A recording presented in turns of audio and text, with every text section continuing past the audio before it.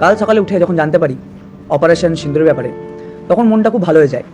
সারাদিন চারিদিকে একটাই নিউজ, ভেবেছিলাম গোটা দেশ খুশি, কারণ ধর্ম রাজনীতির ঊর্ধ্বে রাষ্ট্র। কিন্তু না, এর মাঝেও কিছু কিছু বরাহনন্দন আছে, যারা নিজেদেরকে বিরাট কিছু একটা মনে করে, যারা নিজের রাজনীতি চমকাবার জন্য মোদি বিরোধী হতে হতে দেশ বিরোধী হয়ে যায়। তারা মোদিকে গাল দিতে দিতে আমাদের ইন্ডিয়ান আর্মির ওপর কোয়েশ্চেন করে যে আদেও কি হয়েছে।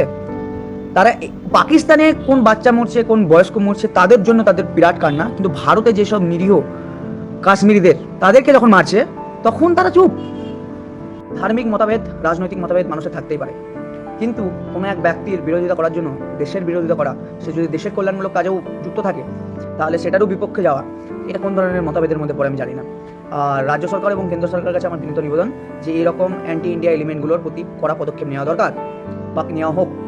আর হয় এদেরকে দেশবাহিরা করা দরকার, কিংবা এদের প্রতি এমন আইনত ব্যবস্থা নেওয়া দরকার যাতে ভবিষ্যৎ প্রজন্ম এদের এই পথে না হাঁটে।